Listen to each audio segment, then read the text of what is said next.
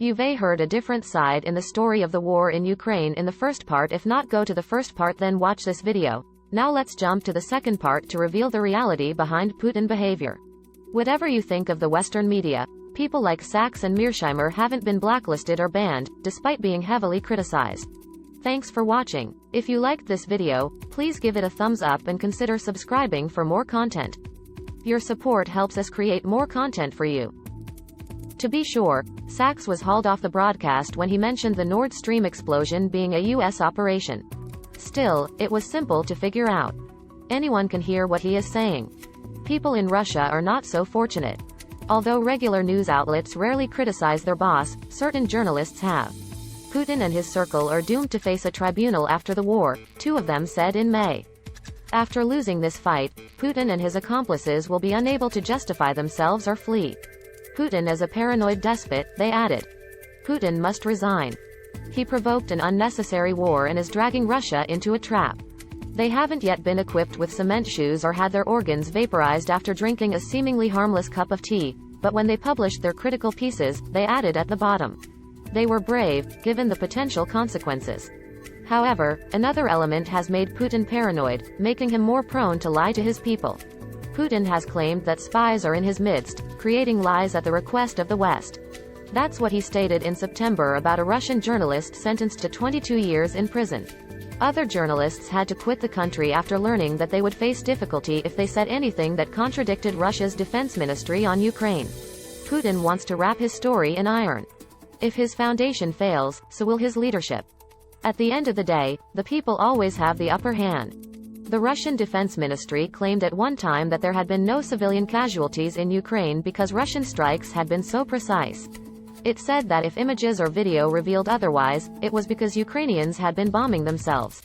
It seemed ludicrous, but with no independent media in Russia, that's the story everyone heard. The message is unmistakable.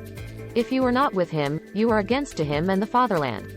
There is no nuance or middle ground in the tale, as there is elsewhere. The Russian people will always be able to differentiate true patriots from trash and traitors and simply spit them out like a fly that accidentally landed into their mouths, Putin stated in December about those who criticize him. I am certain that such a natural and essential purification of society would only strengthen our country, our solidarity, togetherness, and preparedness to face any problems.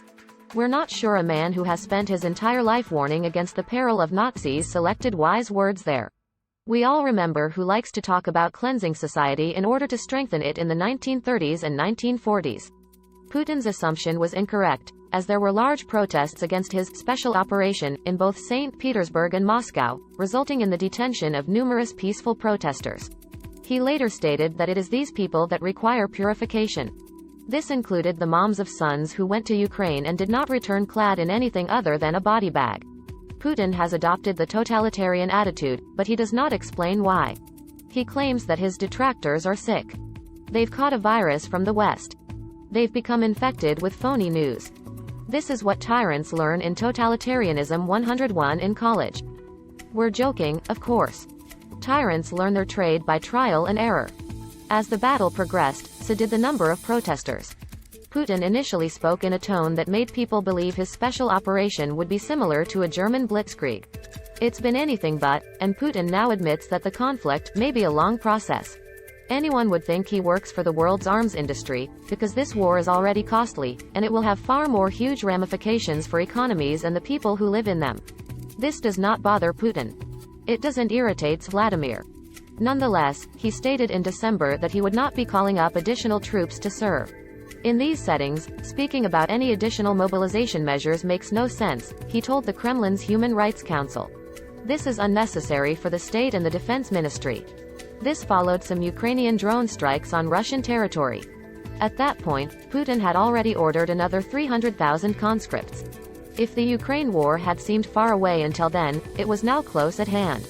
Putin, on the other hand, has not modified his stance on the core issues he raised at the start of the war. As previously stated, he refused to respond at one point, purportedly stating that he was tired of being asked the same old dull questions. He's stated everything he has to say on the subject. He will not back down or shift course in what he regards as a US-led proxy war against his country. He recently compared the West to the Nazis, albeit his rage did not match his foreign ministers, who recently stated that he has a certain hope that a solution may be reached. It appears that Putin expects that both countries can reach an agreement, but it also appears that if he does not get what he wants, this conflict will be very long and bloody. He recently mentioned existential challenges and how Russia is struggling for its life. The war we are waging is for our sovereignty, for the future of our country and our children, he stated. It's virtually exactly what he said in February when he came to the airways, but the Russians watching him then were probably less pessimistic about the whole thing than they are today. Putin stated late in 2022 that his military's tactics completely justified themselves. He tried not to sound disturbed by the failings of what has become a lengthy conflict. Analysts currently believe he would feel better if he had an appealing off-ramp fairly soon. Things haven't gone as well as he had hoped. The military operation is, without a doubt, tougher going than had been imagined, one pro-Kremlin analyst recently stated. It was projected that 30 to 50% of the Ukrainian armed forces would defect to Russia's side. Nobody is switching.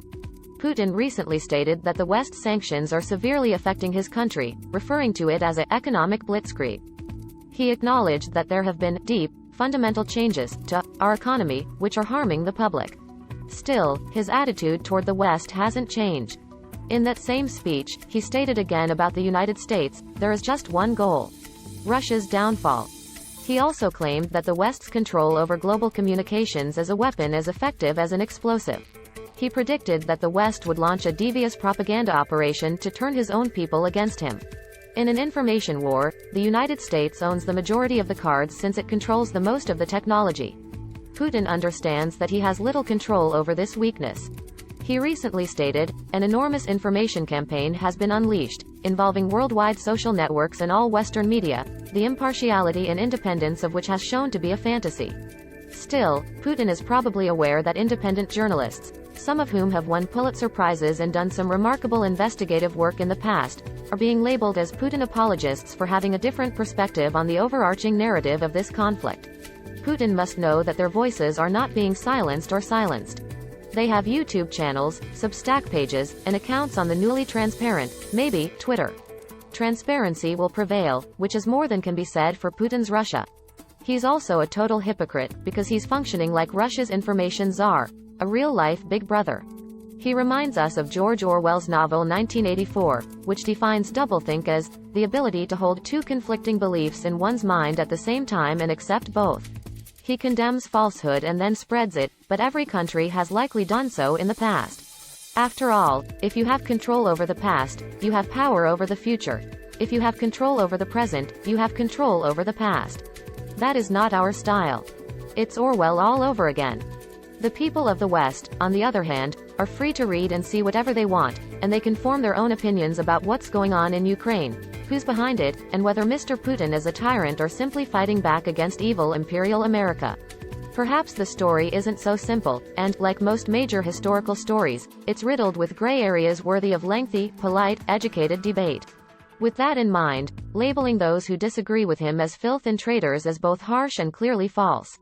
He should be aware that, in this day and age, withholding information often works against you since it eventually leaks, and no one believes you.